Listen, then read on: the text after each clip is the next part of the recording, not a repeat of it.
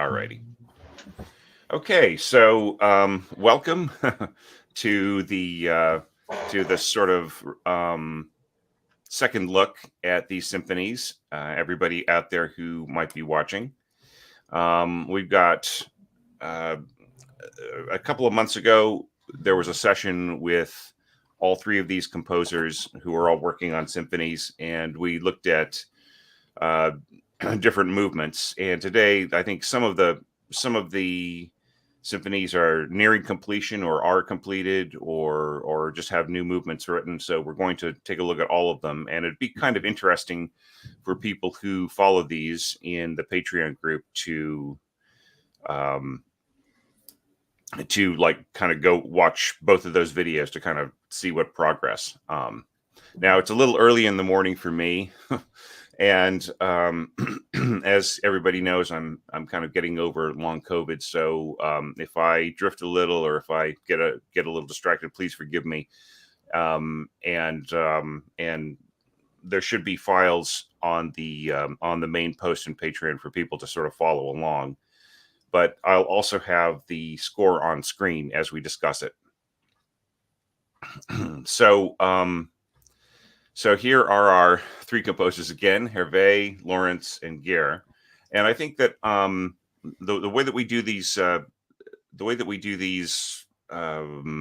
sessions usually is that I'll talk for about 20 minutes, giving feedback and answering questions that the composer might have about their own work, and then the other composers will sort of chip in with some of their perspectives and so on. So I think that probably the best way to do this, it would be like, in what order, would be to start with Lawrence and then Hervé, and then go to Geir's symphony at the end. So it's that absolutely has nothing to do with intensity or quality or anything like that. It just is how I think that my muse will be stirred as a mentor. So let me go over here. So I'm just going to share my screen. All right.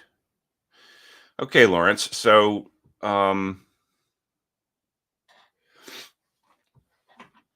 before I launch into this, are there any specific questions that you have got from me about it that I can answer? Yeah, I think so.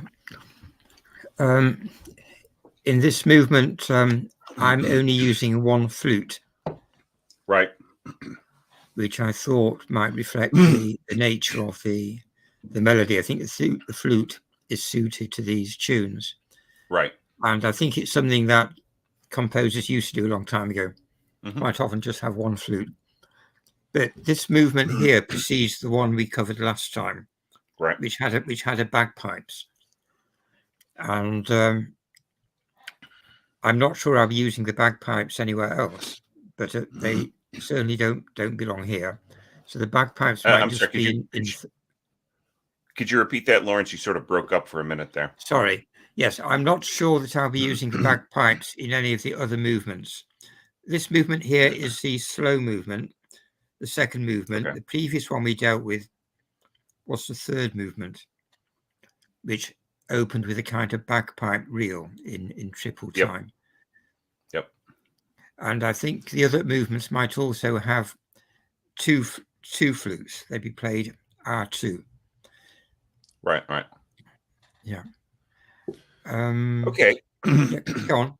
Are there any specific areas of concern about it, like that you are a little unsure, you need a little bit of help with? I'm not sure whether even to use timpani. I'm not. I'm feeling my way in this symphony. Right. It's just growing, right. And I think it will fit. But there's been no call for timpani as yet, and it's actually at quite an early stage. I've only just introduced the main theme and a little bit of counter subject, and that might be all the material I need. in Right. which case I'm maybe about halfway through almost. Right. Or if I need to bring in more contrasting material, then it will make for quite a long movement. So I think it's still at the formative stage. I've been trying to do a trick that you mentioned last time, where you use the overtones of the stringed instruments along with the tune playing an octave above, which will fit into the natural harmonics of the strings. So Okay. I've tried that out a few times, and And any particular areas that you can point to that? well, I think at the very beginning there's the Right. oboe at the same time, and the tune is in the viola, Right. Right. doubled in the cello. So, for example, there's there. I tried that a few times, and it does seem to give the tune a slightly different feel because there's a little bit of woodwind in there, but hardly noticeable. Right. Right. Yeah. So the first thing that sort of hits me here is that I'm a little concerned about this enclosure here, like with the clarinets on the top, the bassoons on the bottom, and the second violins in the middle. Just because it's it's a situation where the winds on the outside can sort of encapsulate the string on the inside. So it's not in terms of timbral balance, it's not the most ideal. So yeah, so it doesn't mean that it won't work, because it might sound fine in the mock-up and so on, but it's still it's still a little just a little slightly out of balance, I would just say, just in terms of the overall tone color. But I mean, that doesn't mean that it's bad or anything. It's just another, it's a kind of another exploration. But I would just say, if you were concerned about having a kind of like a neoclassical sort of approach to this, if you want to stay kind of more strictly to like the practices of that time, right, then you might want to watch out about that particular strategy. Here, I think this is really strong. The the cellos and violas in unison, with the oboes. Now, there are a lot of things you can get away with in a slow movement, like especially very, very slow, that that maybe wouldn't quite work so well. So like some of the phrasing that you've got here, like da da da, that this is fine at a slower tempo, but I would say, like, it would be very fussy at a fast tempo, right? So it's almost as if when you get one of these molto largo sort of situations, it's almost as if the bar is it's sort of everything is kind of like half speed. You could almost imagine a bar like this being 2/4 time with four four quavers in it, right? So at that tempo. I also sort of feel that it's okay for you to start with a bar of 4 and then just go into a bar of 3. It's just, it's also much clearer on the phrasing. If there's a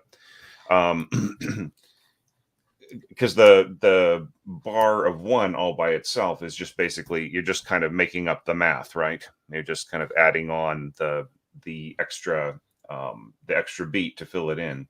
So I would say that, like, unless the bar itself has a kind of a character to it that that really has an individual kind of a identity rhythmically, then if that's not the case, then it would probably, just for phrasing's sake, it would be better to sort of group this first beat with what follows or what comes before, depending on where the emphasis of the phrase is, right? So in this case, it seems to me like it's very strong that you have a destination, right? And then this comes off of it, kind of going more into triple meter. So that's, like this is more this bar of 2/4 here is more I think is just more compatible with the overall scheme. Yeah, you know that it's a you would not have to have a bar of 5/4 here. I think that this works fine as a bar of 2/4. But yeah, but just kind of listening, like here it sort of happens again. Um, I think the other problem too is just psychologically, um, it's um, it's almost like an interruption to the flow of the rhythm to just like at the very beginning, even at Largo, right, to see like a bar of 1 as the second bar. Um, so I would say just in terms of trying to get like the flow to be more even, I would say just I mean this feels to me more like it belongs with the previous bar in both of these cases. Where's that other one? Right here, yeah. Because because this is a really nice pickup from 1 or 2/1, right? Da-da-da-da. So yeah, as opposed to being, it doesn't feel like this really feels like a first beat rather than a second beat, whereas this could easily be the end of a bar of 4. Okay. Okay, so in terms of like the overall flow here, like the kind of like the rhythmic pulse, and I feel that the harmony here and so on, I think it's just these single quarter notes and so on. I think that that's working very well. It's nicely supported, and I like this this double octave here that you've got going on in the clarinets and bassoons. It's got a very kind of spicy sound. And like with the, you haven't marked all of your dynamics in yet, and I know that this is in progress, so um, I'm not going to be too particular about it or too put too much emphasis on that. Um, but but yeah, like some of these things, even though this is a sort of in a classical style, you might want to add a little bit of dynamic nuance to just to guide the player. Um, because right in here, like if everybody's playing forte, right, and the flute line ends up sandwiched between the clarinet and the bassoon part, then the clarinet part will tend to just sort of dominate this middle register flute, right? Whereas if this is forte and everybody else is kind of at a mezzo forte, then I think it just has it'll then it obviously it's almost like a flute. Well, it is a flute solo. You say solo here, right? So that's, it's also just sort of implied, but I would just say make the dynamics write the dynamics out in such a way that it helps that showcasing, right? Right. Now I really love the idea of the oboe. My water bottle's in the way. Of the oboe sort of making the thematic statement. And I think that it's interesting that I mean, this could just be an in progress thing, but I think it's interesting that you got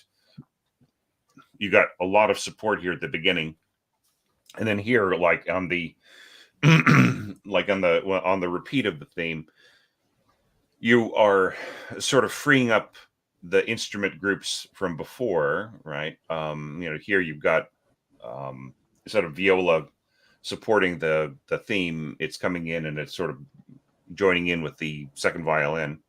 See, like right here, you've got this. You're kind of returning to the same strategy as before, only you've got violas and second violins working together. And I would say that that's probably stronger in terms of that stack that you got winds, strings, winds. I'm sure that Rimsky-Korsakov, I'm sort of looking around for my book, Rimsky-Korsakov probably has something to say about that enclosure. So, the main thing is just like, I find that the concern is more of a timbral one than in terms of it being out of balance, in terms of strength, right? But like if you have to sort of see what's going on here, right?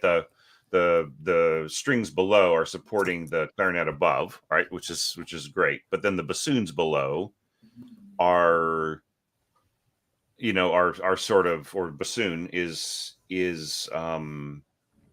very exposed. So the ear of the listener in a live concert situation will be drawn to the bassoon and its kind of aloneness, right?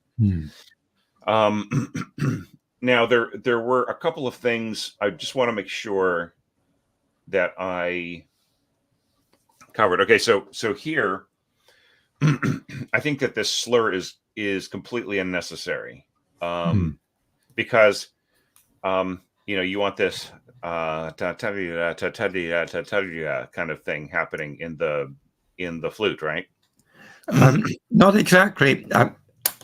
I was trying to notate a turn which begins Right. on the principal note, and the usual notation has it beginning on the note above. Right. And I thought Yep. my research suggested you have a kind of small grace note before. And I couldn't find anything in the behind bars book on about it. Probably, like, if you look up in a book of like Baroque and classical practice, like there are books, I know I've read at least one that just deals with ornaments, right? The whole book is just about ornamentation, but also talks about period practice and things like that. And I think that there are that the Carl Philipp Emanuel Bach treatise also talks about his treatise on the true art of keyboard playing.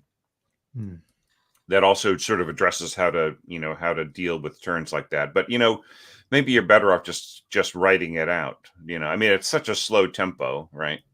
That it, like, maybe if you just wrote out your intentions exactly, that that would just, then you wouldn't have to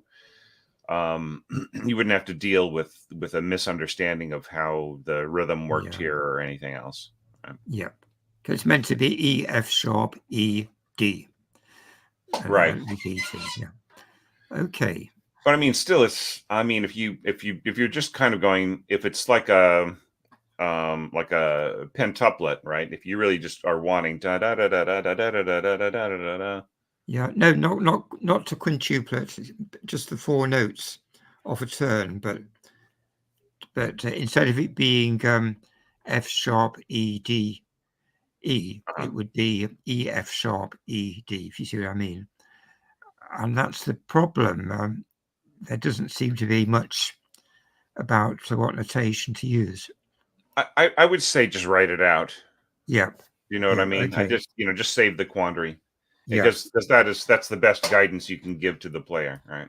Yes, and if I have trouble finding it out, so will they. So I should just write it out. Okay. Yep. Okay, so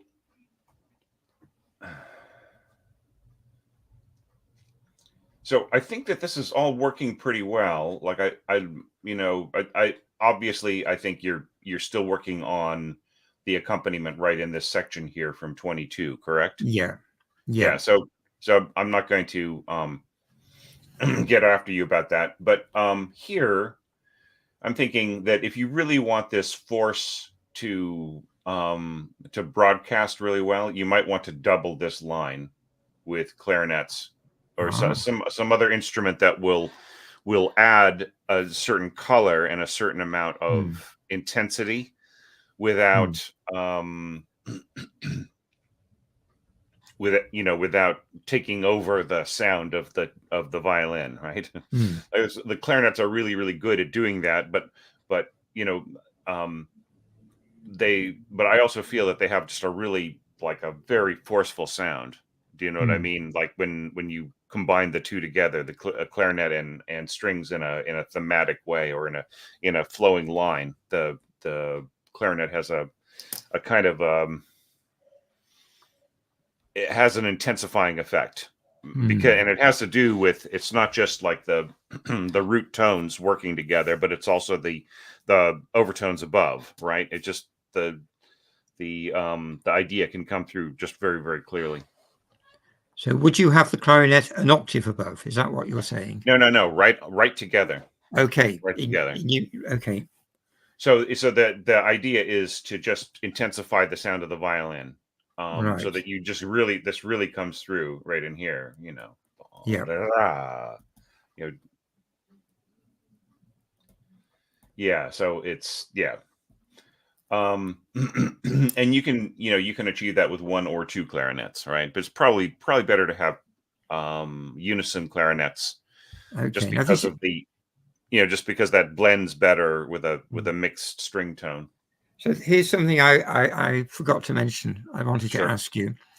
So with two players for each wind instrument apart from the flute, the question arises when there's a single line playing, whether to do R2 or just have the first player. And my consideration was how difficult the intervals would be. Right. I think that the concern is,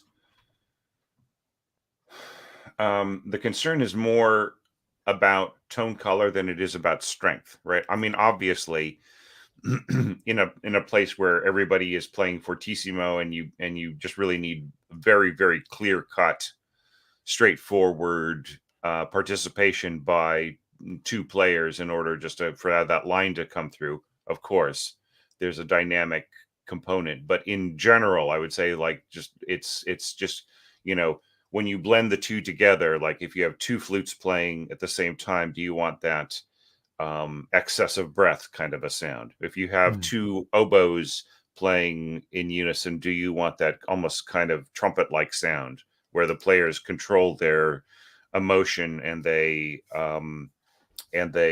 just kind of play in sync in a way that has a more of a clarion kind of a sound than a beautiful, warm, expressive sound?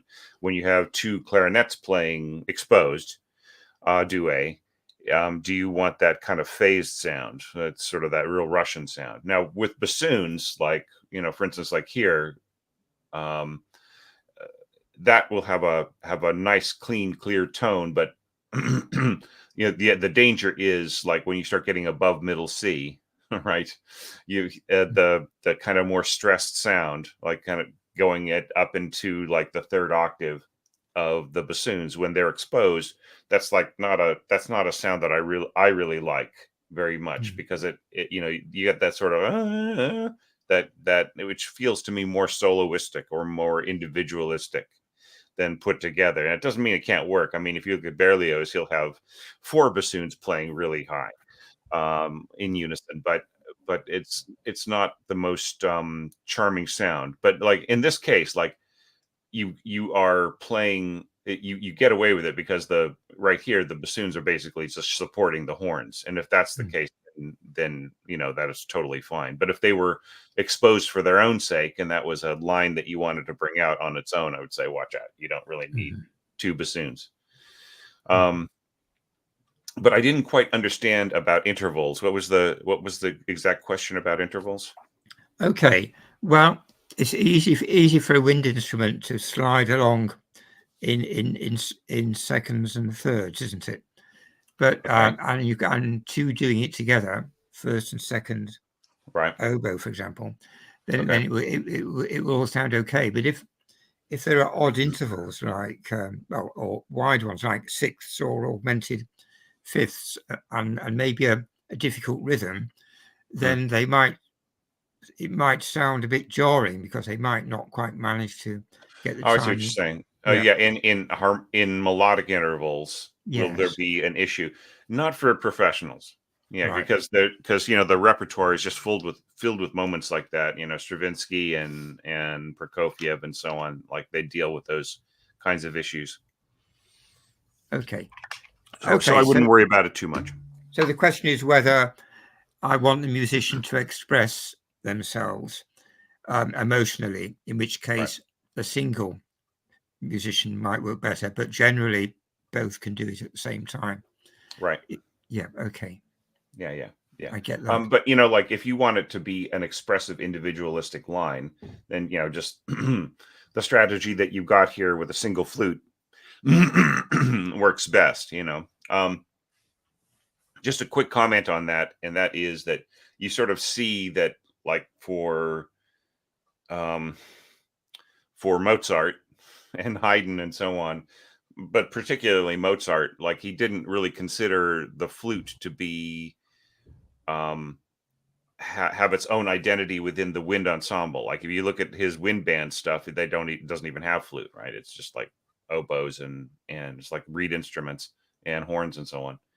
So with his orchestral writing, the flute often plays like a solo role, or it just supports the first violins.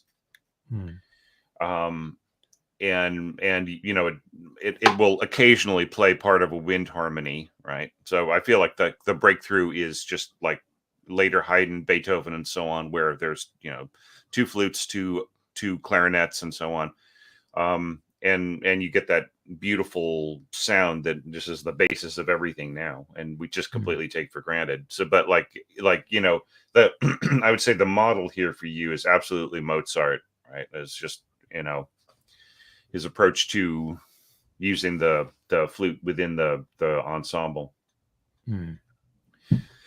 So, all right.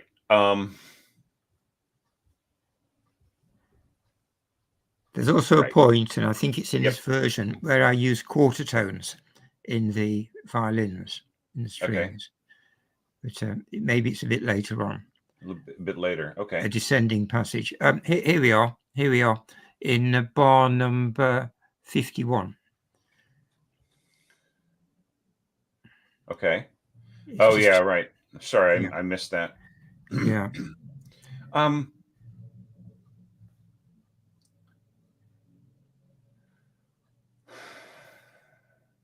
It doesn't have to be the precise interval, but it's taking 4 steps to go that distance in pitch. And which I would quite like. I think it's probably practical for them to do it. You know, they're fretless instruments, aren't they? So, they are. The only question that you've got is like the context, right? Yeah. You know, whether the listener will say, "Oh, geez, they're going out of tune there," right? Yeah. Because this is such a tonal work, right? And it's not just a tonal work; it's a consonant work, right? Like a lot of your scoring approaches support, like the harmony is supported in very consonant ways, right? So here you've got, you know, not necessarily dissonance, but you know, but like the quarter tone approach. So I mean, but that's absolutely, you know, if you feel that it works for the symphony, put it in. I know, like, I don't think that Sibelius plays quarter tones, does it? Or no, you have to send the appropriate MIDI command. It's hidden above the note there. Right. Yep. Yeah. Yeah, you know, I think, I mean,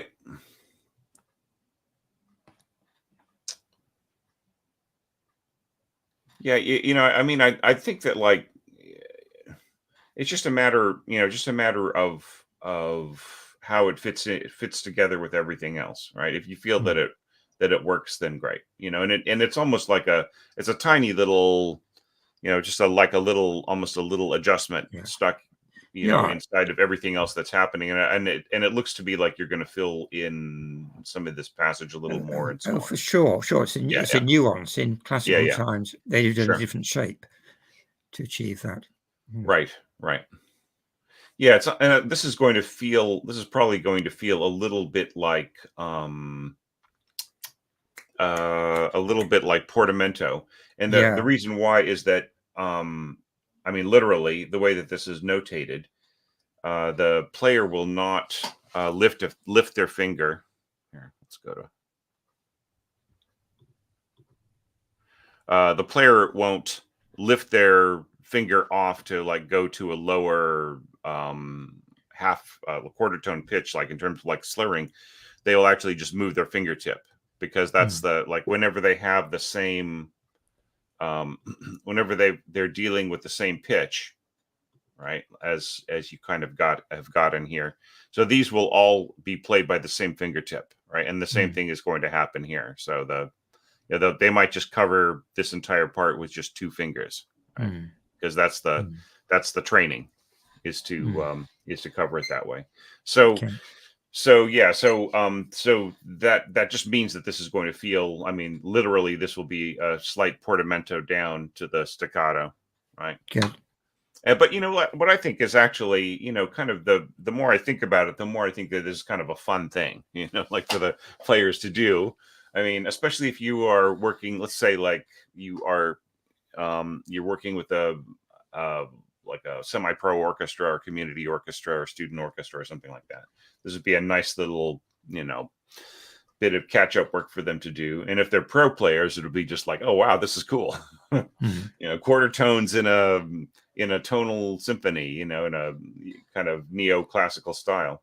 That would be, I think that if you can throw in things that keep it more relevant, there's nothing wrong with that.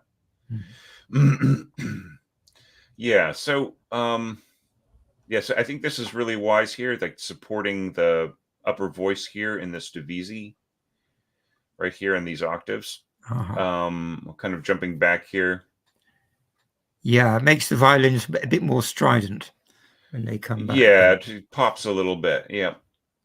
And there's like, I would say that if you were to like add on more intensity here, like let's say you decide to add trumpets and maybe a little timpani and so on, and maybe have more doubling here in the cellos with the bassoons and so on, and clarinets, then I would say make sure that you support the lower line, maybe with second oboe or something, or first clarinet. So when it starts to get very big, then that's when you need to worry about it. But like in a smaller scale symphony like this, you think like maybe there are maybe 45 players or something like that. That is not the biggest concern. And you'll actually find that like the first violin parts will be quite strong, right? By comparison. So are there any other questions I can answer for you about this? Right. I would say that this is playable, but a bit, I mean, the speed is so slow, right? That this is probably no big deal at all. But I would say probably individual notes here on the bassoon rather than a slur. Okay. I mean, should I split it into the 2 separate players? No, you don't need to. Okay.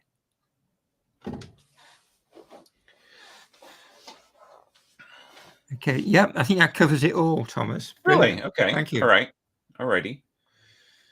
Okay. Well, look. I've really found your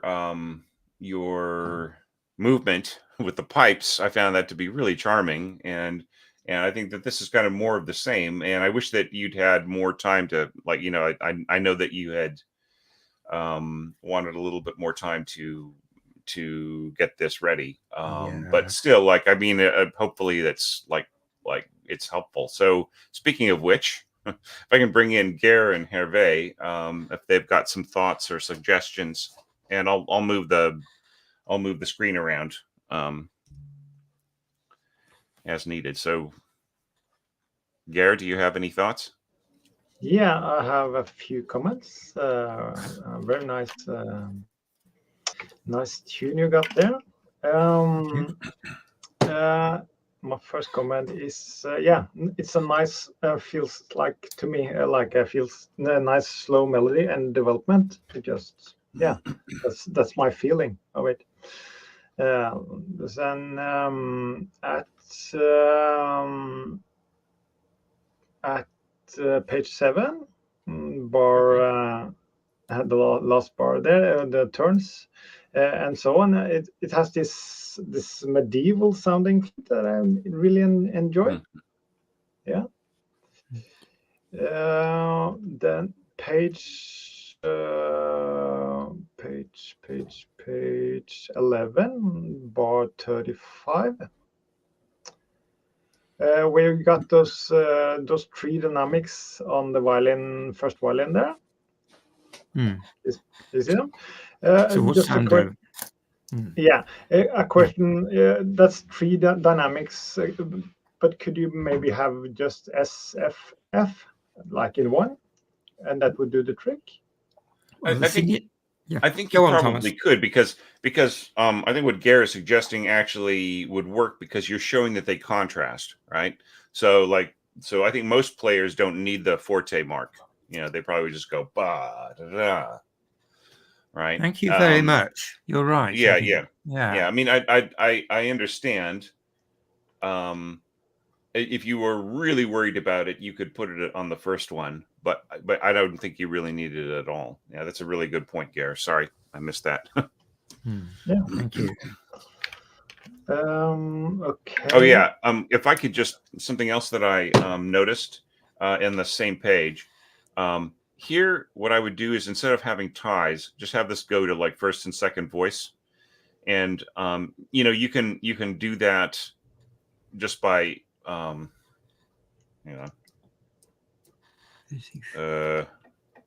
you can do Sure. this and then Sure. just get rid of the rest if you want to, and then just turn this into a quarter note, right? Yeah. So that's a lot clearer for the conductor and so on. And then the reverse here, right? Got it. Thank you. Sure.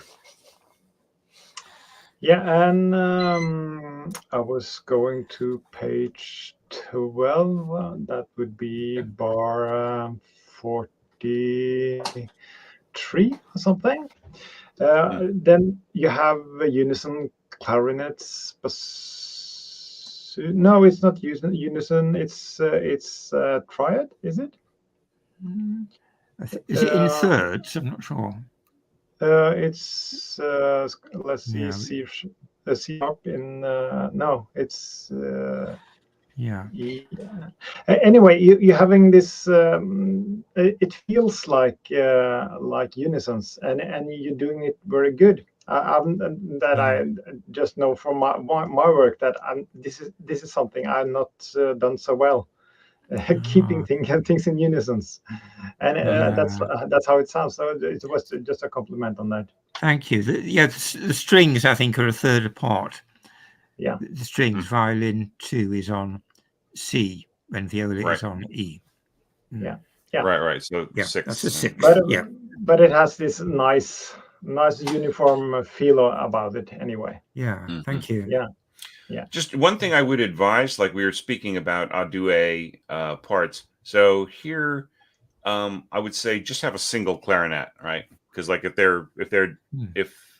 if they are doubled in unison, you get the phased sound, right?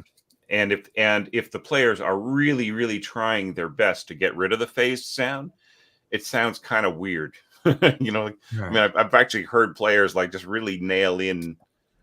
You know, I mean, I would actually rather have the phased sound or just a single clarinet than have the players try to work to get rid of it and then play together, because I feel it sounds unnatural. You know what I mean? Like it's every once in a while you hear that, you know, the beginning of the Tchaikovsky Fifth Symphony, bum bum bum bum bum bum bum bum, and like you'll hear the clarinet players like absolutely trying to get rid of the phasing, maybe because the conductor doesn't like it or something like that. And it just sounds, I just feel it sounds blechy. You know, you might as well just have a single clarinet player playing it. I think Tchaikovsky wanted that color. He wanted it kind of dirty and raw and heartbreaking, right? This is almost like saying I'm coming from nothing, you know, at the beginning of this symphony. So I'd like I would just say like in you know, if you've got this sort of lighter kind of you know, upper line, right? So that I would say really don't double the clarinets in that situation, unless let's say that you decide, oh well, I'm gonna have the firsts double this line, then go to 2, right? Because it's disguising that phasing. There's so many ways to do the slurring and staccatos on those little melodic fragments. So I keep changing it. Well, you know, just, you know, I think that, you know, like I was saying before, you know, usually I would be trying to get you to have much more regular kinds of kinds of patterns just to help the bowing and so on. But in this case, it's so slow. It's like molto, largo, or whatever. So that it really does not. That's less of a concern. So that was all my comments.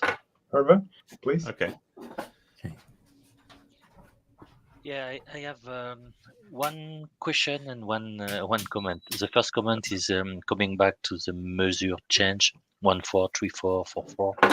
Usually, when I do this, it's to stick to a video. When I work for video music or something. Right. So the reason here, I think, and it's a question for Lawrence, do you want to cut the flow, change the rhythm, break the rhythm, or is it something else? Okay, what I want is to emphasize the first note of that 1/4 bar.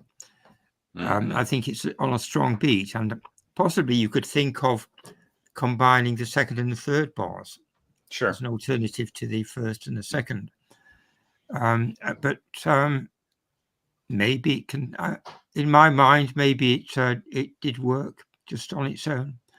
I mean, it is rather slow, so I mean, you could get away with it with that. But like, it's just a matter of like the Hervé was like saying like it was a break or some other kind of a thing. It might have the effect of interrupting the flow of the music.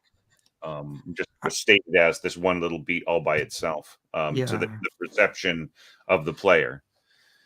I think because that a bar like that would normally never exist, maybe it does acquire its own meaning. Right. And, anyway, that's roughly what was. So it was quite deliberate that I put it there, but it might confuse people. There may be a very strong case for combining those two bars into one. Sure. Well, just look at the phrasing, right? Look at the overall flow of the musical idea. And if there's no way around it, then you can leave it. I mean, that's fine. Yeah. But the conductor might they'll be conducting it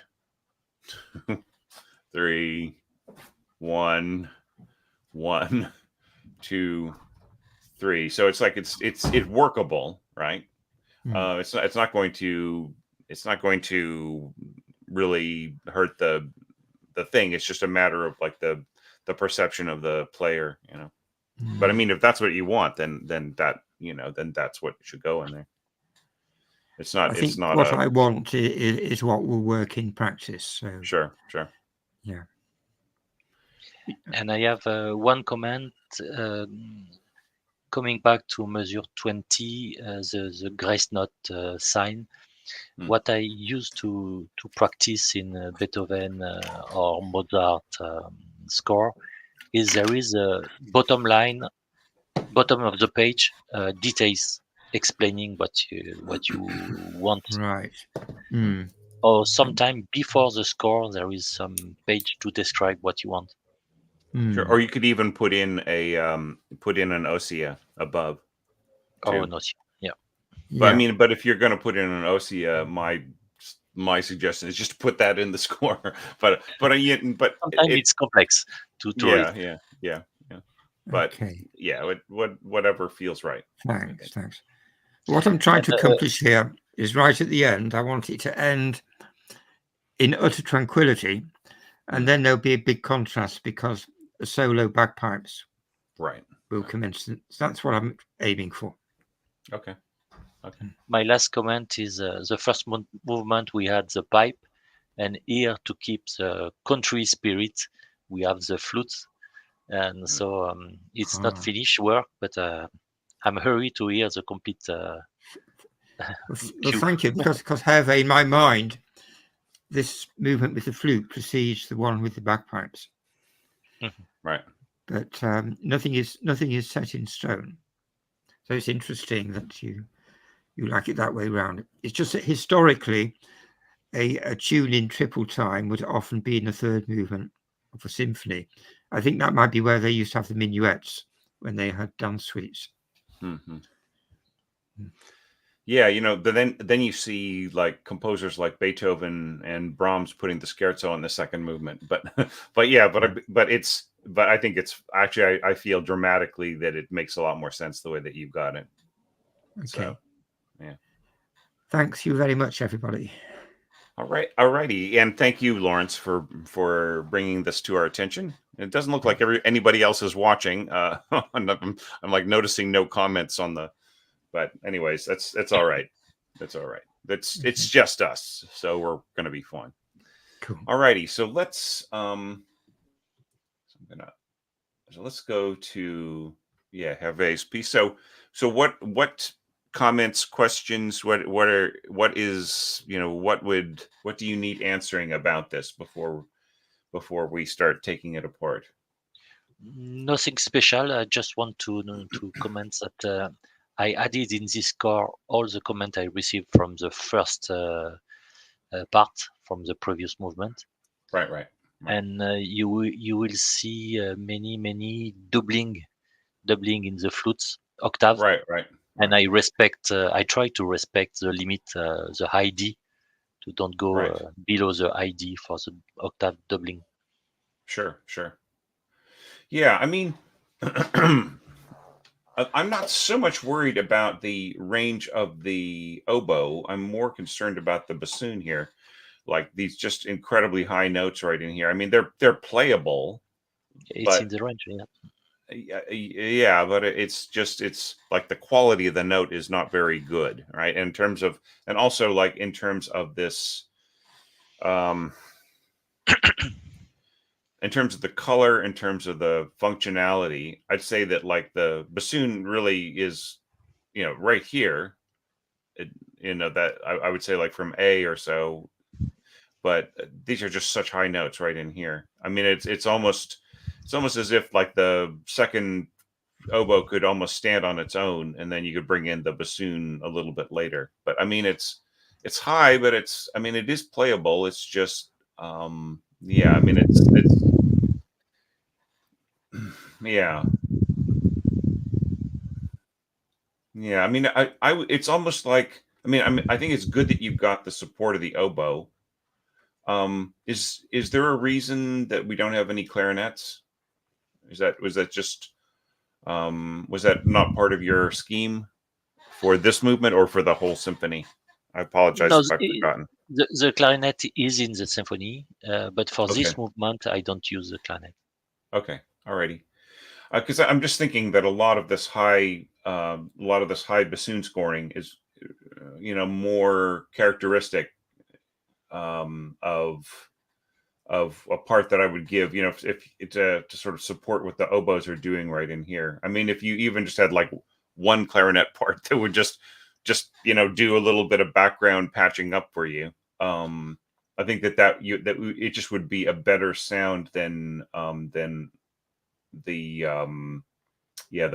just so screamingly high bassoon. I'm also a little concerned about the differences between articulations. Like here you've got marcato marks.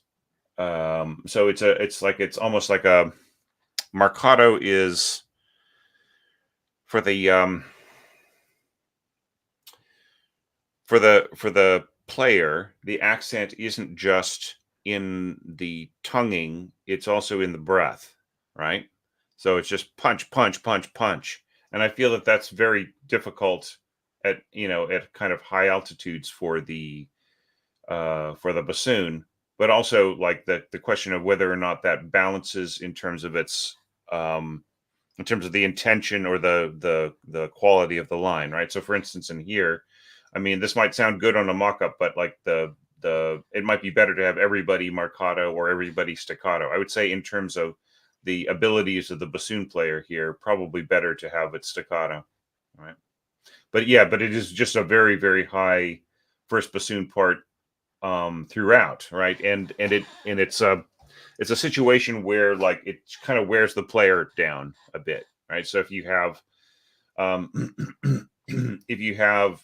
some kind of solo material for them to do or some kind of very delicate stuff, then they would really kind of need a long time to catch up. So So it is, you know, while it is playable, and there are some players who kind of really like the upper range.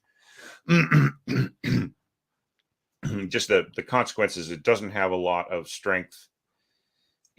It's hard to control in terms of the intonation. So you might get a situation where it sounds like there are two oboe players sort of playing out of tune with each other on some of the highest notes, right? Just it's sort of like what is it? This is a completely weird, far out analogy, but the guitarist of The Cure and lead singer Robert Smith has a way that he sort of detunes his guitar, and that's what I feel about like the very highest notes, like of the bassoon. It's almost like they kind of need to stand alone, like you see them in the Rite of Spring, or they need some kind of like cushioning, as in like doubling with like say strings, right, which will absorb some of that sound, as opposed to a situation where you have like one of the most precise instruments in terms of intonation and expression, the oboe playing unison with it on the very, very highest notes. So I'm just, I'm sorry, I don't want to use up the entire time talking about it, but I'm just saying, like, really think about that before you put the bassoon player to, I mean, yes, it is true that the high notes are within range, but how many high notes can they play within the entire piece, right? It would be the kind of thing where you would only want to do it maybe in a stressed situation, or like just kind of once or twice, rather than appearing quite so many times. So, yeah. So like Okay. all this other stuff is really good bassoon writing. Like this part right in here, I love this. Like this is so cool. And even though like you're going staccato to A and everything else, I think that this is a pretty good part. I would say in this case, like just like I was mentioning earlier to Lawrence, you probably don't need doubling on the bassoon part if it's up in the tenor register. I think you'll get the power that you need and a much cleaner sound with just a single bassoon player. Because there's a real tension and kind of rawness to the sound when you team those players up that high. and you might even ask yourself, what would, if I do I really love the idea of teaming them up, what if the part was down an octave, right? So that it was out of the range of the other wind players, right? So yeah, that would be my thought about it. Now, like, I really love the string writing in here. Like you're using spiccato and so on. Yeah. I would say, like, just like with my comments about the articulation of the wind parts, I would say, like, I mean, here you've got thematic motion here in winds and brass, and then, but then this is playing inside of the staccato of the winds right in here. So it's just a question of, like, how much should all of the players be using the same articulations in order that there isn't a situation where the arc of expression sort of clashes with another instruments, right? So that the meaning of the music doesn't kind of run on separate tracks. So some of these thematic statements, I think you could have. It's like this is let me go back and check. Yeah. So 260, right? So wow, this is just so incredibly fast.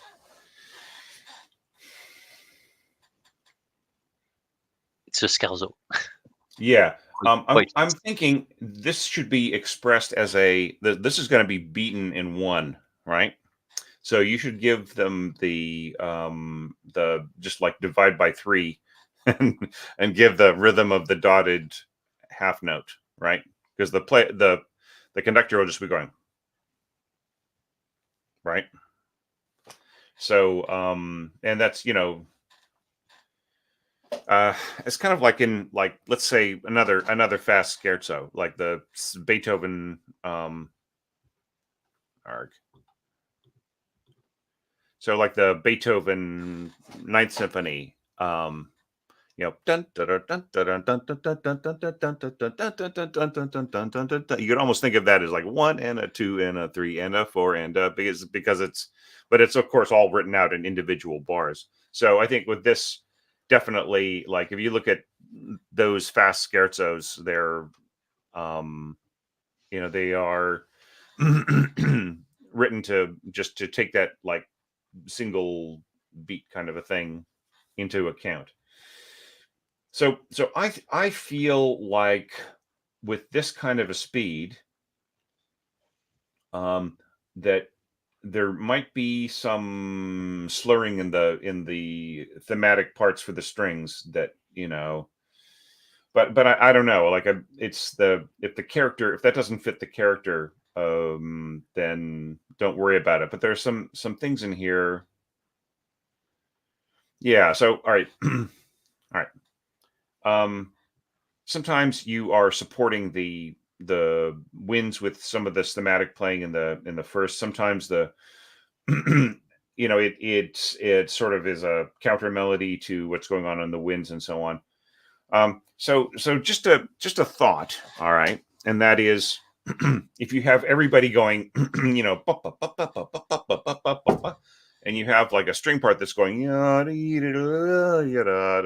you have that smoothness of the line, it's a really great way to bring out any particular line. Like, and that's something that you might notice in other symphonic scherzos, is like the composer will get a lot of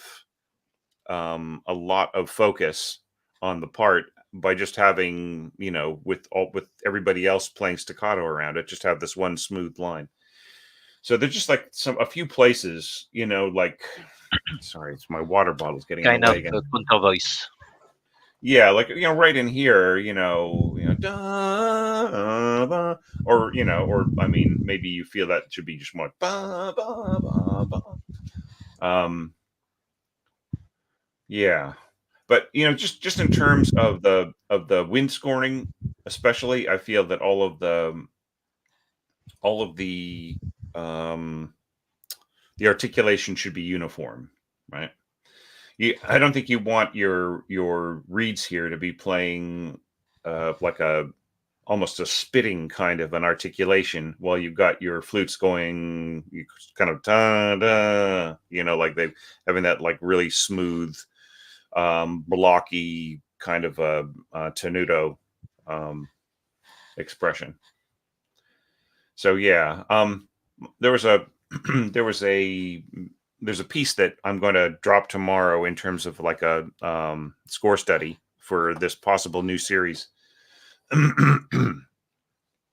And the composer is trying to get a kind of a real ancient feel with his flutes. He's sort of almost medieval. And so he tells them to play like all tenuto, like everything, all in the winds and the brass, it's all tenuto. And tenuto staccato, when he's got like a he's not just playing a pedal, but he's playing like a little melody. So what he's trying to do here is sort of say, this is unrefined and raw. And that really gave me a new perspective on what tenuto can mean. It's, it's almost like, oh, well, those old players, they didn't know anything about shaping their notes. You think about something ancient, you think about like the players just kind of, almost the court players they didn't have a kind of a polish to their playing. So you could almost think about that, it's almost to play in a really obvious, unpolished way. So yeah, I mean, I think this is really beautifully strong, the way that you bring in the horns and trombone right in here. What's the what's the overall, like, for all of the movements? What's your brass complement? What's your brass section like? My Is it brass standard? is based, yeah, standard. It's Hmm. 2 horns and 1 trombone Right. and trumpet from time to time. Okay. All right. Well, I mean, considering how much of a tenor range that you're using here with your trombone a lot of the time, I think that's totally fine. I mean, I almost feel like you could have done some of these things with like a third horn, but then you would kind of like lack that beautiful color, right? The mixing the it's a very burnished, very um I probably shouldn't talk in metaphors of color, but like of actual colors. But it's got this wonderful sound, like when you are teaming them up together like this. Um, yeah, that just has the just wonderful roundness, and it's still the intensity of the of the trombone. So I'm just saying, like, I approve. You do have alternatives, but you're not pushing the trombone like down so far, and it's good teamwork with the horns for in the most part. So with spiccato, you mean like a bouncing bow, right? Yeah. Okay. All right. Yeah, I mean, you could also use um like a saltando too, right? As well as spiccato. Some people feel spiccato is like a has more energy and force. So, but I don't know. They're kind of interchangeable.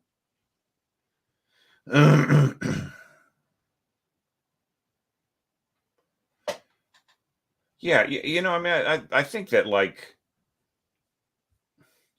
about the only comment that I would have here is, like, it's the scoring of the winds is, you have a long series of passages that are like in octaves, in triple, quadruple octaves, and so on. Um, and I mean, I think the color is very, very cool, but there's like not a lot of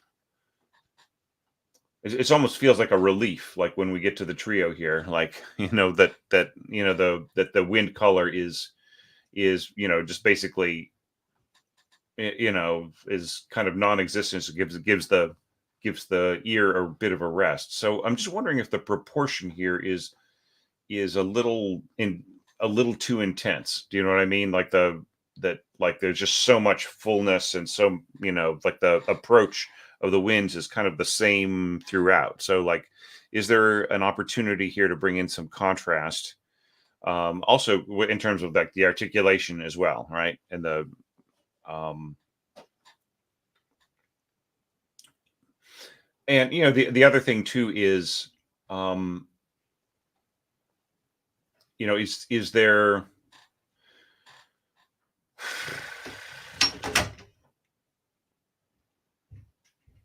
hmm. Yeah, see, I mean, that's just like there's some very cool writing in here.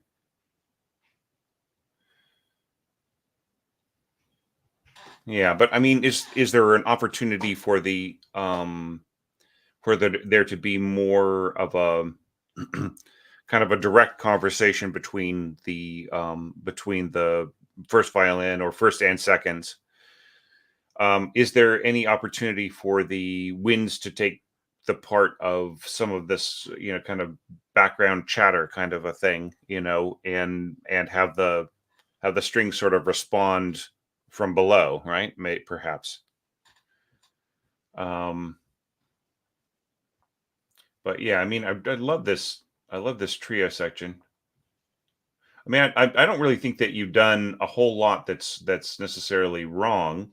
I mean, in terms of like unplayable or whatever.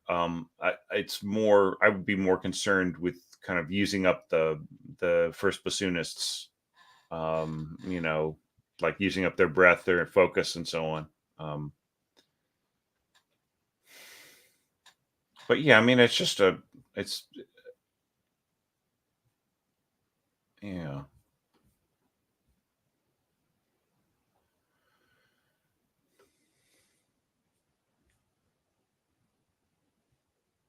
Yeah, nice. Yeah, and that then like the other thing too is like I'm wondering if the it's not probably just not part of your scheme if the brass could be stating things on their own in any place as well. But I mean, I get I understand what you're going for here. I mean, that's so cool right in there. Yeah, I brass understand is what I understand. I Yeah. understand the character and the overall thing. So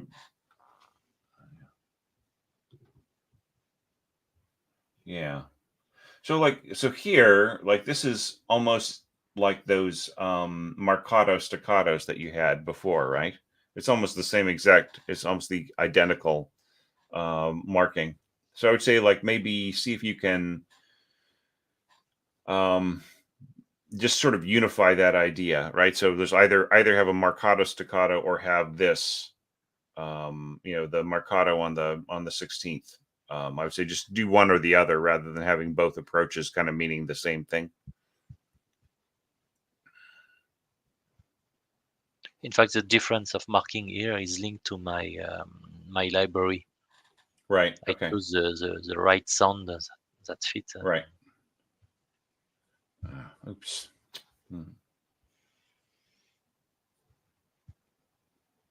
Right.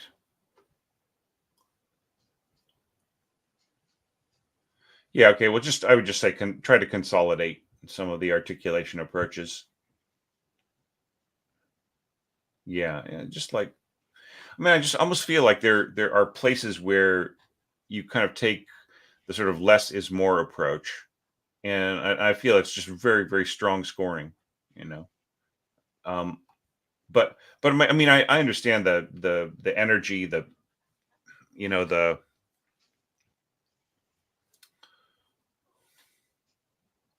the allure, right? So I feel like this is really strongly written right in here, right? Because like all of the instruments are right in their sweet spot, right? Whereas like you have a statement like this, and well the first flute is absolutely dominant here, right? The first oboe is also in its its sweet spot. It just like it'll really it really has a lot of power there. And then of course it's doubling the second flute, and I mean it'll color the second flute's timbre, but like everything is kind of up so high that there isn't really a huge concern about the second flute getting swallowed up by the oboe. And then here we've got like the second oboe kind of getting into very kind of strong and feisty kind of an area for it, especially at forte. And the second bassoon part is great, but the first bassoon part, it just really kind of with these high leaps and going into these other places, it's really kind of at a disadvantage with the oboe, right? But then by comparison, by comparison, like right here, like everybody is just right in there, just in the best possible place. And I feel that this is going to have a lot more clarity than the other kind of mixed octaves. So I'm not saying to rewrite everything, but just just be cautious, especially with the first bassoon part. This is so great here, and in your horns. It seems like pretty much everywhere you're kind of going a duet with your horns. Yeah. Yeah, and don't don't disregard you've got these three brass players, and you've got kind of a sort of almost constant sort of chattering, murmuring kind of an approach going on with the lower strings pretty much throughout. if there's any place where you can bring in a little contrast to the energy, you've got your lower winds, you've got your brass, you've got other places where you can kind of set up a the functions can be spread around in ways that kind of give the ear a little bit of relief from place to place, I would say. So are there any other questions that you've got for me, or any other? No, I think you answer all the question I have in my mind, Okay. especially the doubling and the octaves for the wind. Okay. But you open the door to new ideas to counter melody with horns or tubas or low strings. Yep. I will work on it. Yeah. I mean, I think that the idea is really strong. So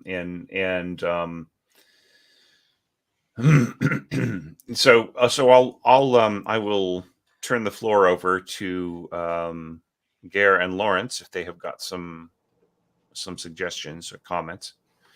And I'll just move around the screen wherever you guys want me to go. Okay. So maybe I can just say that I found this movement incredibly driven. So it's very, very strong and very pacey. And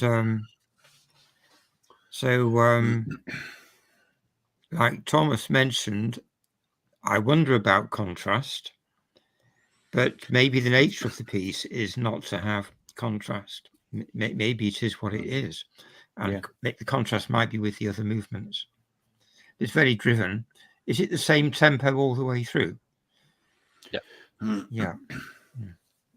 Well, that might be a characteristic of it. Mm-hmm. So, I really liked it.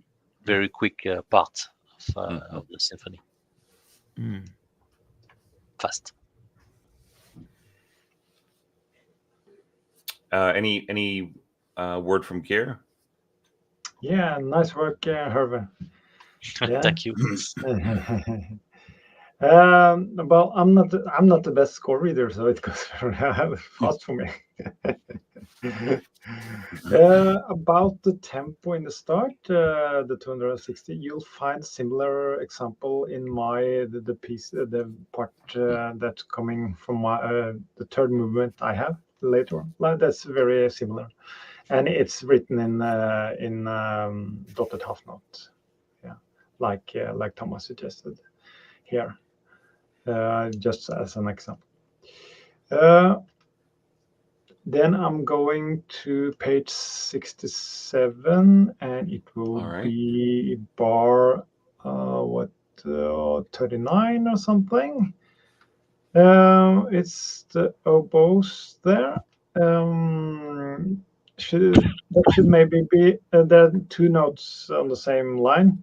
That should maybe be written at A2, or with the stems up and down. Is that correct, Thomas? Yeah, you're talking about this unison E. I mean, occasionally, you'll see people just throw that in just to kind of avoid, but I mean, Gary, you do have a point. If this were going to be, professionally or close to professionally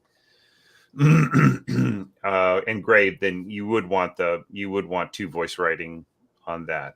But just like sometimes when I'm scoring like a crossover score and it just I'm trying to keep things as kind of focused, and because like I know my arrangement is only going to be performed once or whatever, and it's going to be like almost no time for rehearsal and so on. I might just leave the unison, say in horns or something like that, from time to time, rather than going to huge amounts of effort on a part. But of course, this is not a big effort to fix. There are some times when unison, written unisons like this are kind of expected. There are some approaches like with some choral music and some other parts. But I would say that this is, sure. That is a good point. It is a fearsome note. I would just will make one comment, forte, marcato, low E, That's one of actually the notes that oboists in general like struggle with, is like E and F sharp, and so on. Just that area that can be a place where they just kind of gets, like, if they're not careful, their reed will just kind of collapse, and like it'll just kind of get choked off. I think I have a video about it, but somebody demonstrating that same written note on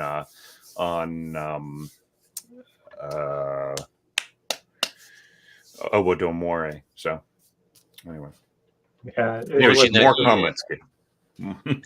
Originally, it was written with a A2, and I simplify, in fact, the writing. Yeah. I would say actually probably don't even bother with Adue. Just have a two voice writing. If you want to be perfect, if you want to be obsessively perfect about it. Otherwise, don't worry about it. It's just a detail. Yeah. So on that particular bar, was there a reason you didn't repeat the C in the first oboe? Because that would, in terms of voice reading, that would then be next to the D in the following bar. Right. I see what you're saying. Yeah. Yeah. I would say, actually, I would almost rather any other instrument played the C sharp. If you were going to, if Hervé was going to throw in the C sharp there, I would much rather like bassoon or somebody else did the C sharp rather than like the low C sharp on the oboe, because it's kind of I mean the players can play it, but it's just with this color right in here, it's going to come out very squawky. No, I mean the upper C sharp, but the violin is playing C sharp. I see what you're saying. Down below. Yeah. Okay, but so you wanted that contrast, Hervé. So at the bar 88, I just found that a very nice development. Yeah, you had the team, and then you're developing it. I think it's very nice. Yeah, and then it's I'm going to page 73 bar, and that would be last bar something. On page 73, you have Thomas has spoken a lot about it. It's the different markings on in the wind accompaniment, the tenuto and the marcato, and it's just an idea. You could split the accompaniment in the wind and have a short note like an 8th note that's sort of accent, and then have a longer note for the other parts. Especially if you bring in the clarinets, then you have more instruments to divide in that way.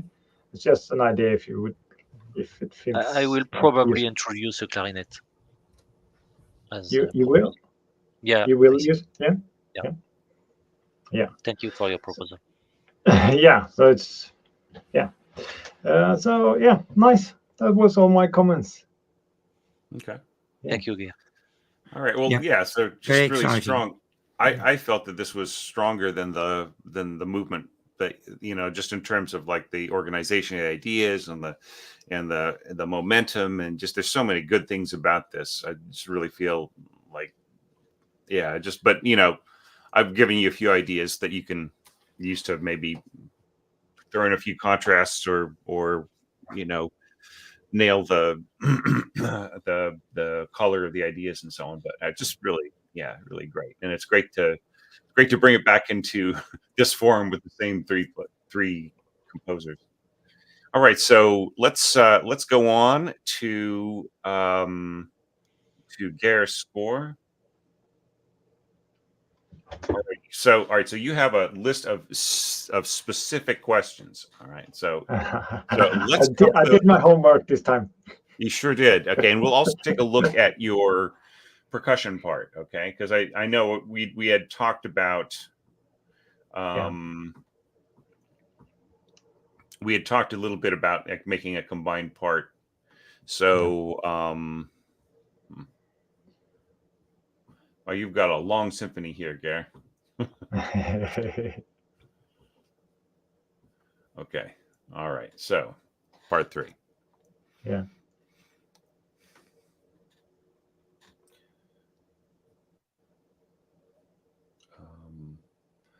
All right. So you're saying do you need accent marks? Do you mean like on the brass parts, or? Yeah, on the whole. Yeah, on every choir. Like Right. I didn't put in any there, and it's just a question I have. Right. So like in terms of, right.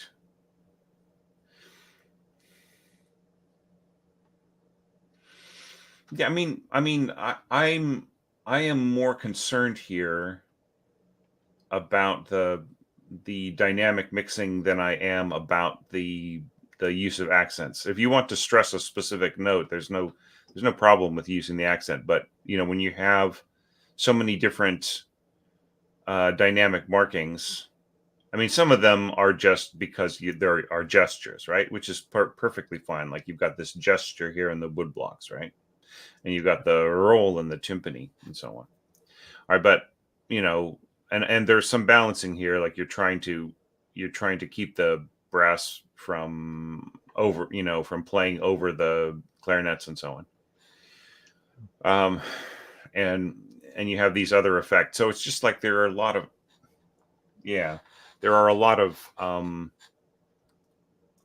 exceptions, and I'm wondering if it's like if eventually you even out, right? But that would be my concern more.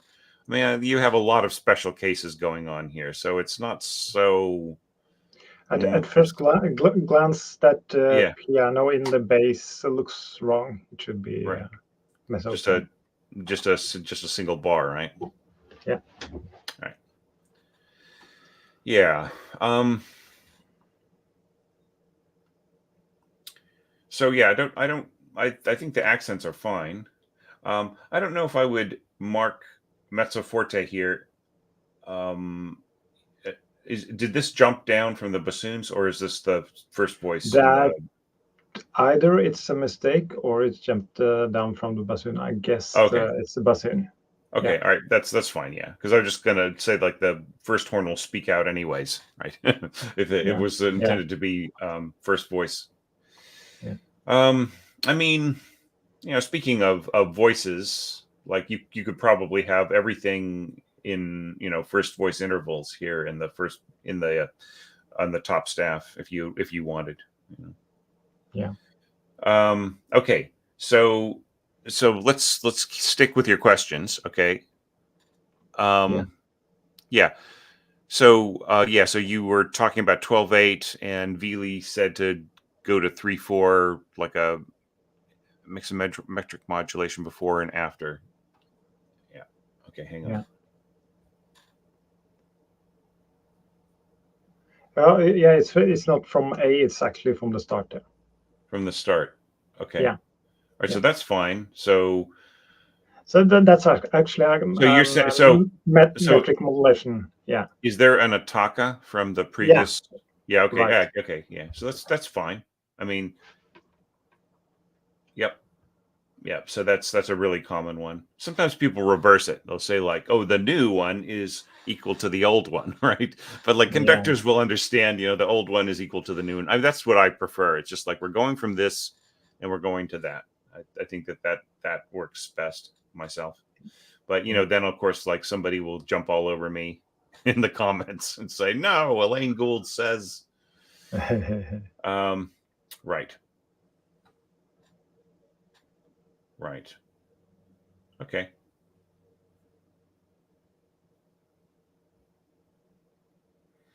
All right. So you're saying before and after. So are you saying that at the end of C, you have got a metric modulation? At C, I'm going back again. Okay. And that's in two steps. There's one for the metric modulation and one for the tempo change. Right. And that was Willy's suggestion that I followed.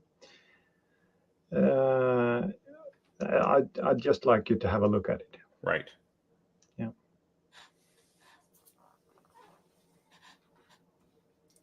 Yeah, I think that this is perfectly fine. Yeah. I mean,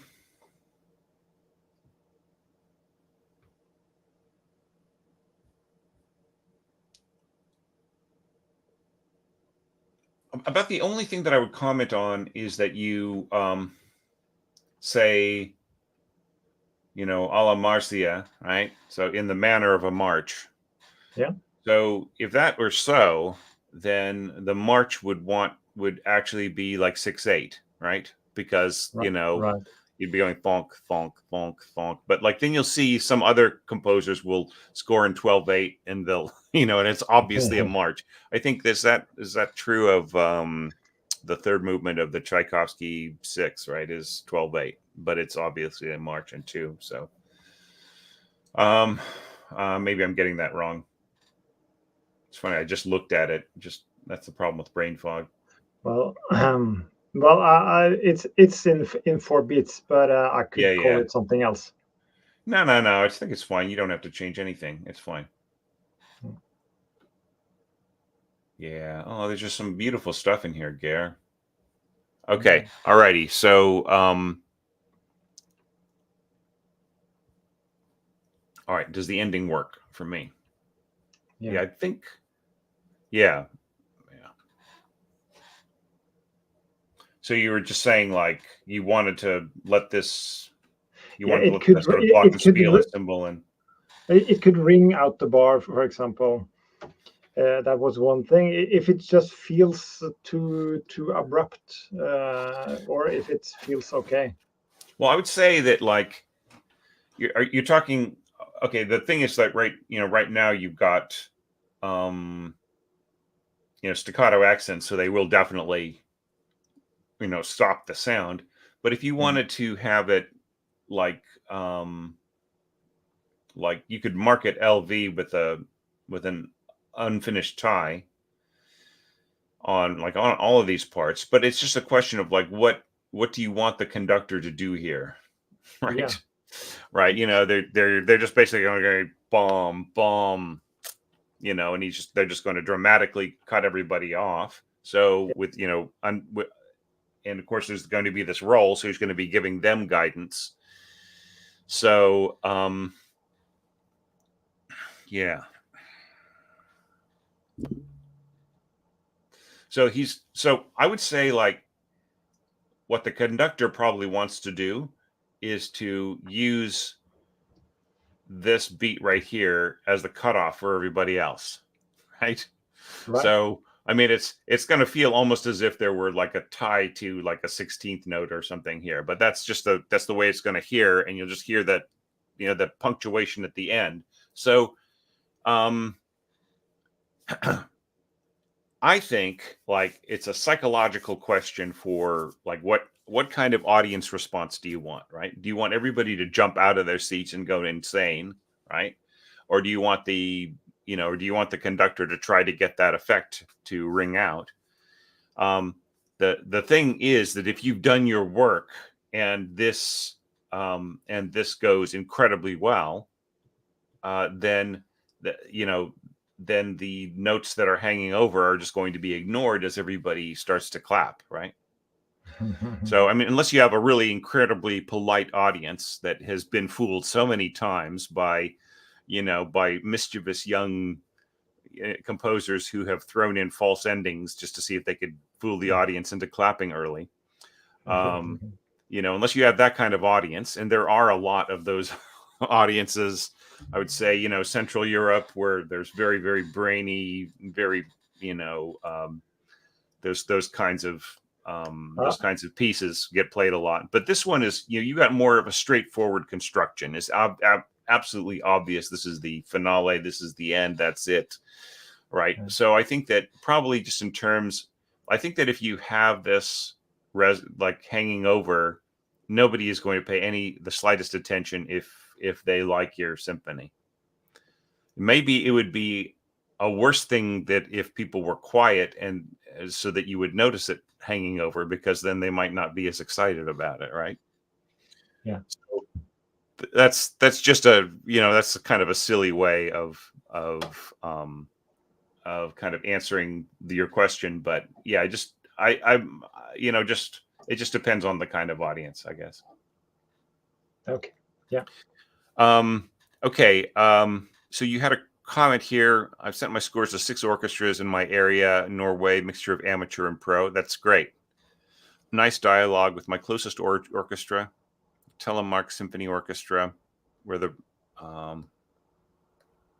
so they are going to evaluate your piece for playing. So they haven't. Yeah. They haven't like said we're definitely going to do it, but they're going to look at it and see whether or not Yeah. they would like to. Okay, so that's a good step. That's a good step. Yeah. So is it like more of a is it an orchestra that kind of like makes their own decisions, or does it have like a really strong conductor who decides what happens, or what's the model? I can't tell for sure. I think it's a program committee with the conductor being one of 5. Right. And my feeling is that they're sort of equal, but of course the conductor have important things to say about the piece. Yeah. It's one of these things. Like sometimes you have orchestras that are just on the verge of going pro, and that is when like so many problems start to arise. Like because when the orchestras are more casual, like more, kind of like semi-pro. A lot of times the decisions are just made, by whoever, and what would be a good piece, and what do we think that our listeners like, and so on and so forth. And you'll have like a conductor who's got their own ideas, and they all kind of work together. But then, like when they get to the point where it really is becoming like a day job, right? Then you have like players are saying, well, like, I'm working on my real estate license, or like, oh, I'm actually a doctor during the daytime, or, and you just start to run into a lot of situations where the orchestra threatens to just come apart. And I've actually, not without naming any names, I've actually seen this in a couple of situations where like the strings wanted to basically fire all the winds and then just hire them whenever they needed them. Yeah, this is not such an orchestra. This is not quite a that. local provincial orchestra Okay. trying to cope with being an orchestra.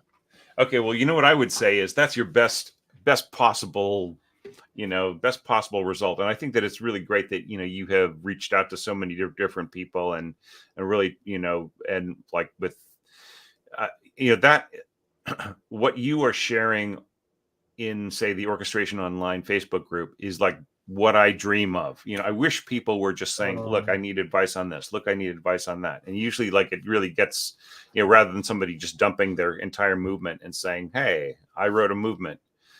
I think the specificity is like really useful, and it keeps a really good conversation. And sometimes you get a bunch of different opinions, and, and I think that that's all really useful. All righty. So having said all that, let me give you some more general feedback. So my feeling about this is, Geir, that like it is such a huge sprawling work that like, in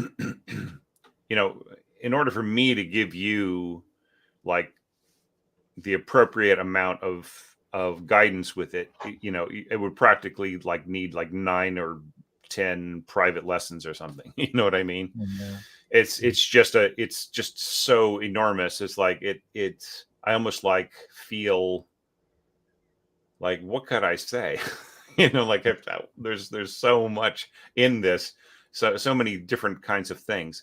So I think general, like some general stuff is probably the best that I can do. So the first thing that I'll say is I love the motivic direction. Like you make decisions based on it's a symphony. Absolutely. Like you're making decisions based on where the theme goes, what is it doing, how does it guide the music, and you're doing that in ways that introduce intriguing combinations, like some things, like the combination of the English horns, under the violins and so on and so forth, and then the bassoons below and so on. That's just like you have these real thick, intense colors and so on. So I think you're using your your resources wisely here.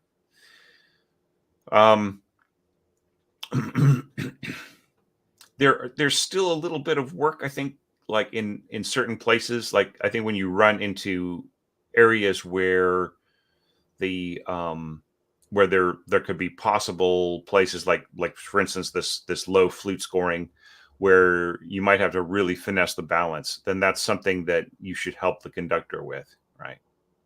So like for instance, like here you're saying just mezzo piano and so on, right? Okay.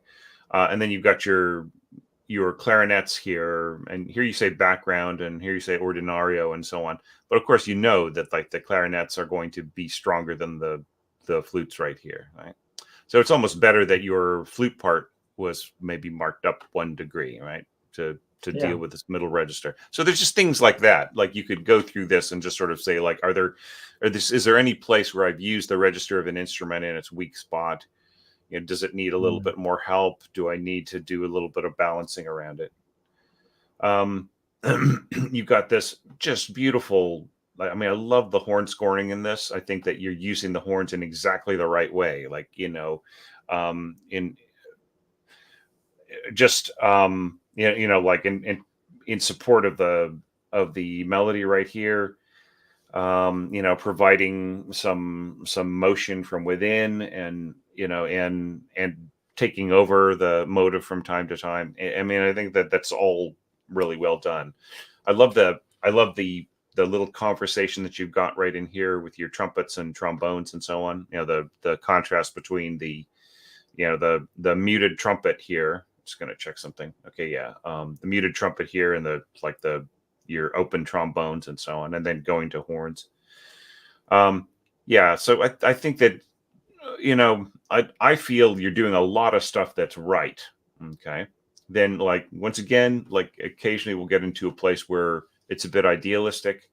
Like, you know, here, like the color of the winds is or the flutes is probably not going to really add a whole lot, even with soft diminuendo horns. Even like in here, you've got your first flute part on top, pianissimo, you know, against the horn. So I mean, it's sort of inclusionary, isn't it? It's sort of like saying, well, I just kind of want them to be part of what's going on. But like in terms of like what are they going to add to the sound, you would kind of want to reverse the dynamic right in here if the flutes were going to participate at all, right, and really add some color to it. Yeah. So yeah, so just like a little bit of finesse. I'm not okay. Oboe. Yes, it has been an English horn before then. Oh, I see. Yeah, right. You're right.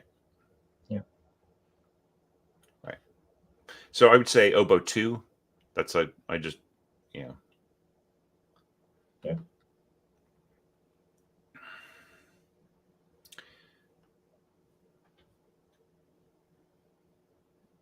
Yeah, and just beautiful colors right in here.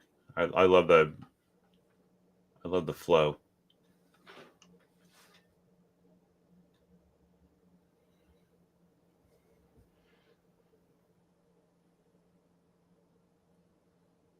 Yeah, now this is a really cool combination right here. Horns and oboe. Just to check. Yeah, okay. All right, so that's fine to use your second pair of horns. I mean, they're not the strongest players, but if you feel like you really have been using up your first and second a lot, then it's nice to give contrast. This is cool right in here too.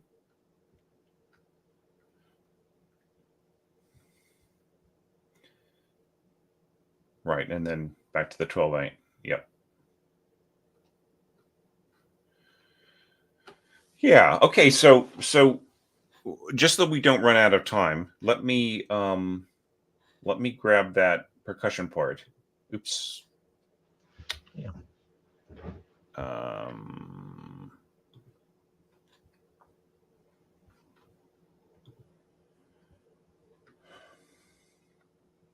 Actually, do I have it set up already?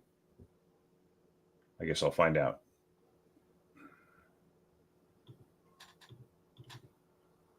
Yeah, here it is.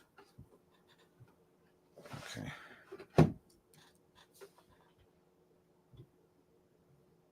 All right, so you've really worked out I think we talked about this, like you sort of worked out who is playing what and so on. Yeah. Yeah, so like with this, like they're not really going to really care like who is, percussion 1, percussion 2, and so on.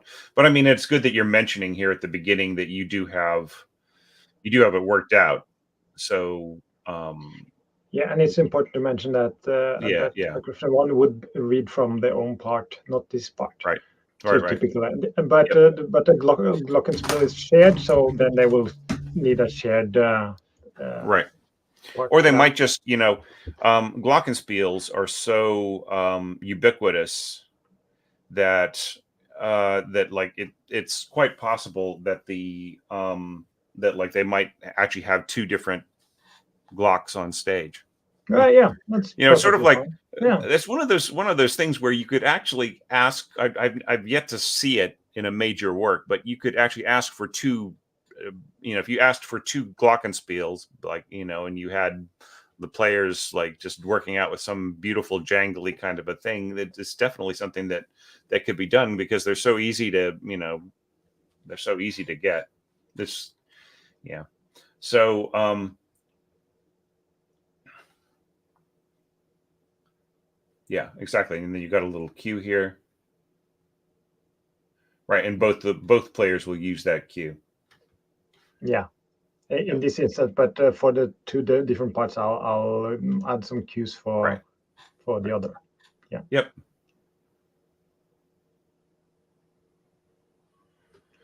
Okay. Yeah, I mean, it looks pretty good to me. Hang on. Just to go back. Yeah, good page turn. Good page turn. I think that if you're, if you have a situation like this where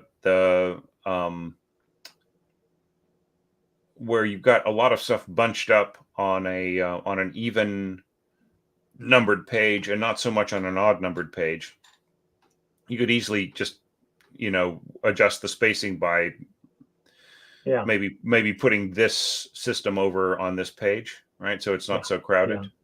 Yeah, sure. And then and you can also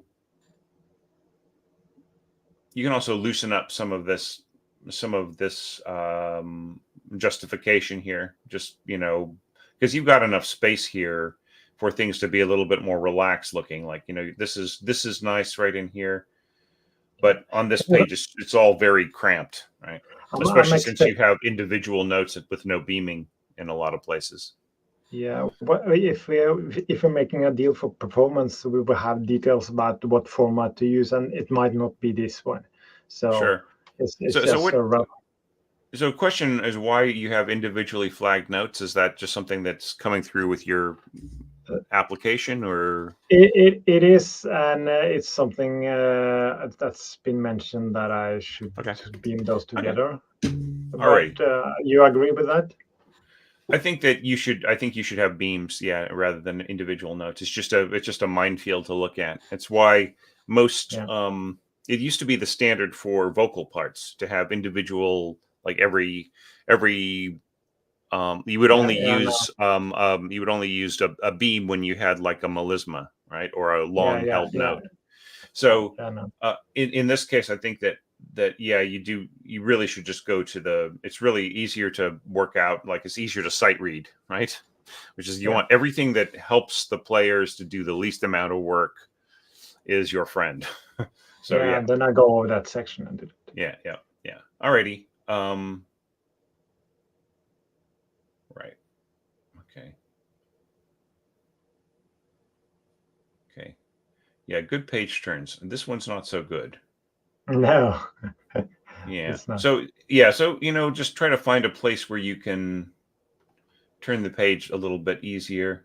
See, like you've got some space here. Maybe the page turn could be here. and then you could find a more logical place to turn the page, like here, or maybe here at the 6/8, I think. Yeah. Right. Alrighty. Yeah, and this is great. This is perfect. Bonk, bonk, bonk, bonk. Right. Alrighty. So I think that just your general Yeah. approach here is pretty good, I'd say. Yeah. That was my question. Yeah. Yeah. So you've got to have more questions for me about this, about movement 3. Please throw them at me. Yeah, actually, you've gone through the one I had, because I knew Okay. there was so much when I asked about comments on the whole piece as a whole as well. Okay. Yeah.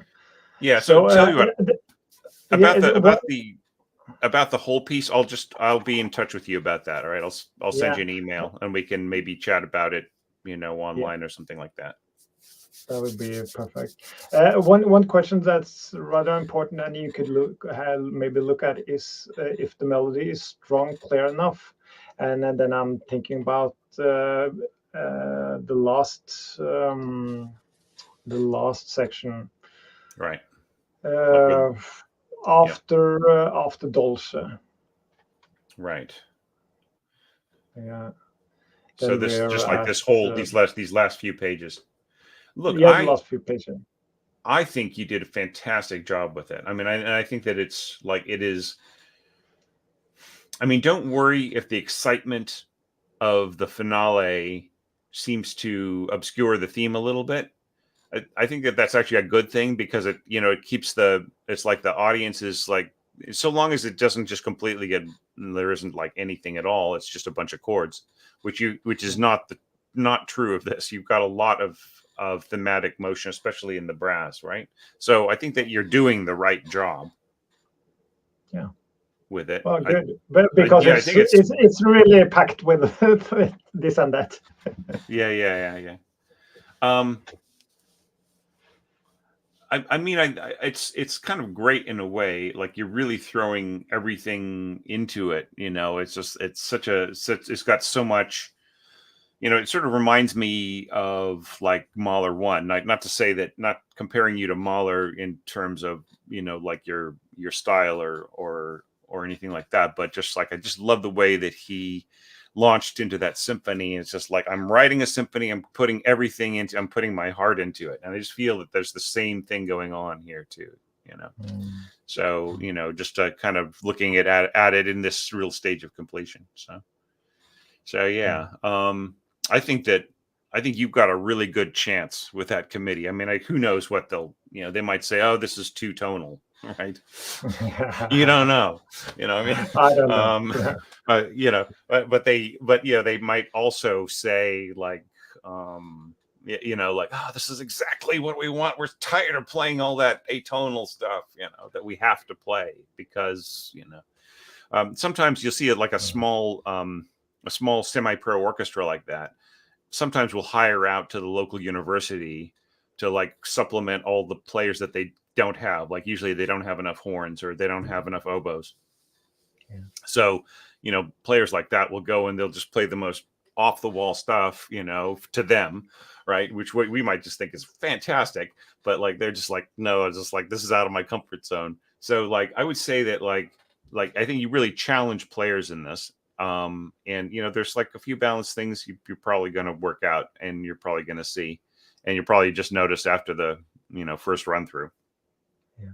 But yeah, like I would say like all three of these symphonies like have a kind of so like sort of one foot in the classical era, or in the in like classical or romantic, and I think that actually makes them stronger as pieces of music rather than weaker. I don't think, I mean, what's really nice is I'm seeing the personalities of all three composers kind of coming through, like I'm starting to recognize, okay, well, like after hearing those other movements, I'm sort of saying, okay, yeah, so I get it, I get where this composer's coming from. So I'm seeing that in all three of these. But like, before I babble too much, let me turn it over to Lawrence and Hervé to see if they've got any other comments for you.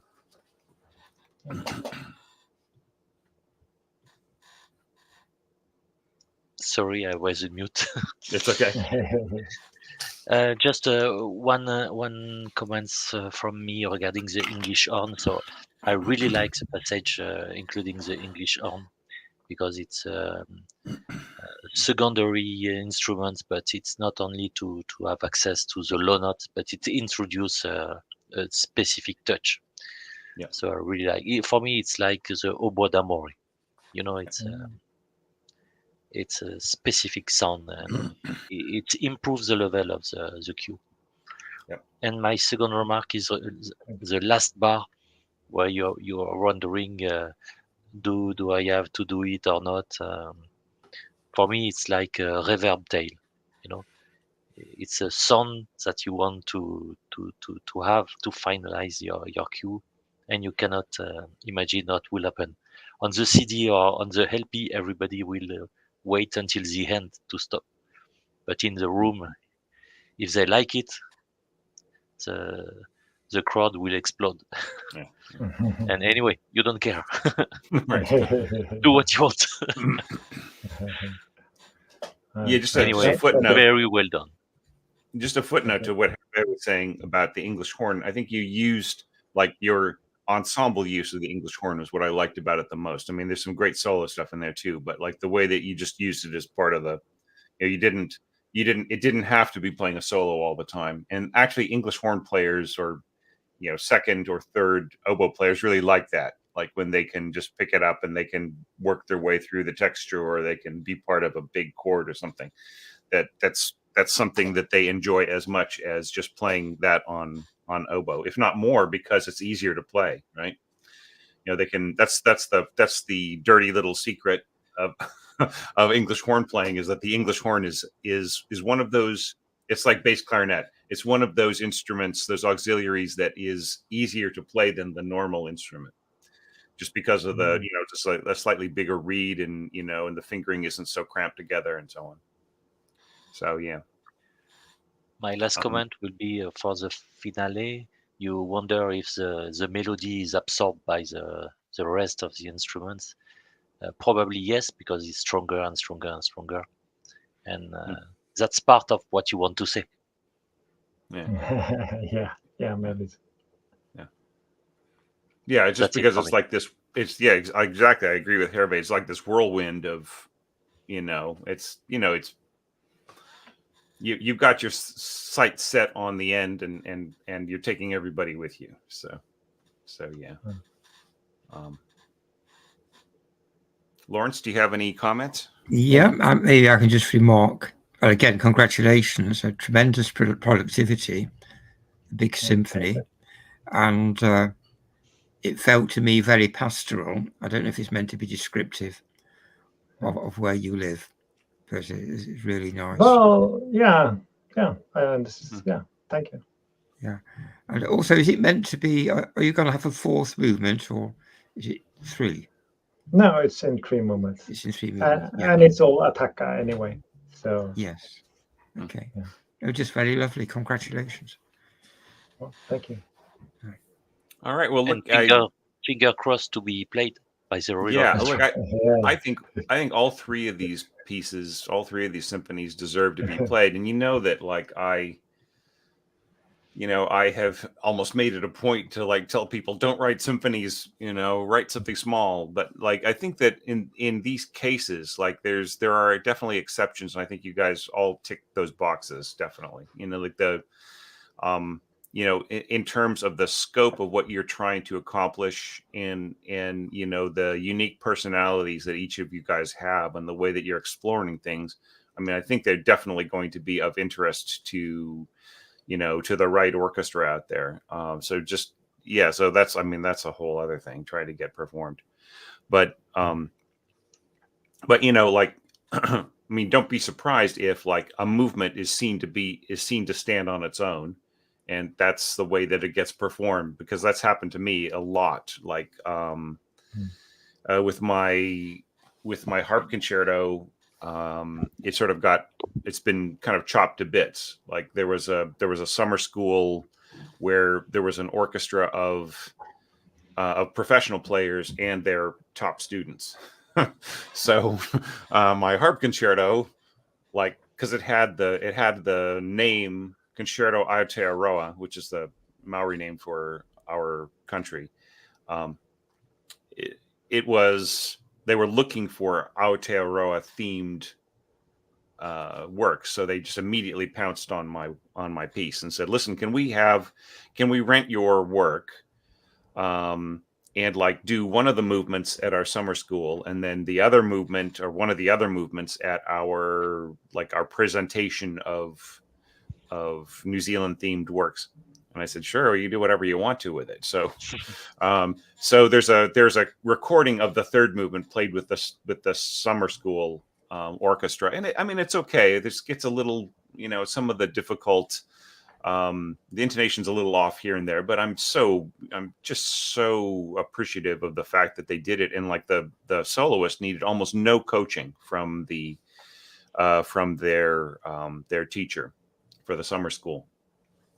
And then they played the same orchestra did the second movement, and the sound recordist didn't show up.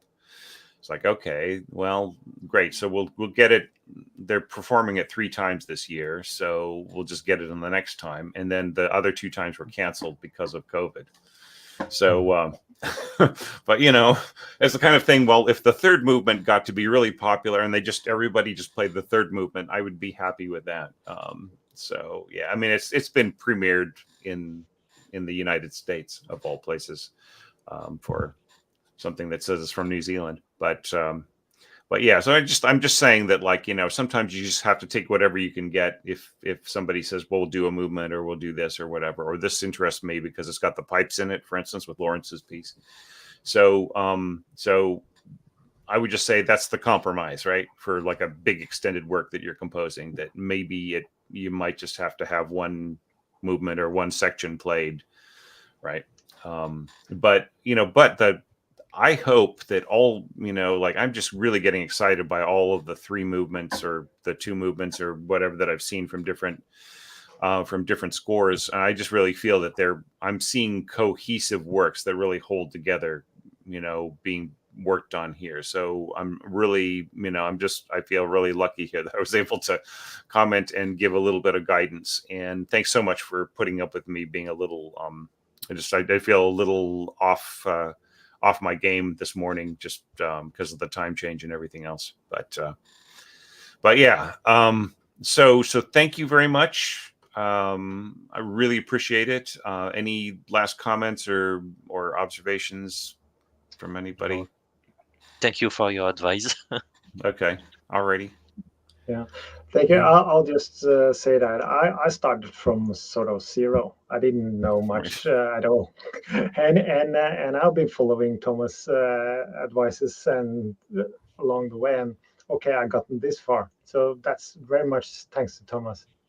Oh yeah. Okay, you're welcome. Yeah, and Same look, here. thank you. Thank you guys so much for like being part of the community and for supporting on Patreon and everything else. I just really appreciate it hugely. And it's just like, I really love the opportunity that it gives me to really look at these scores and, to just kind of know that there are projects going and that I had, I was able to help if I could. So anyway, so I'm going to let you guys go. I'm kind of running out of voice here. So thanks very much, everybody. Thanks, everybody. It's great. Thank you. Thanks. Thank you. Thank you.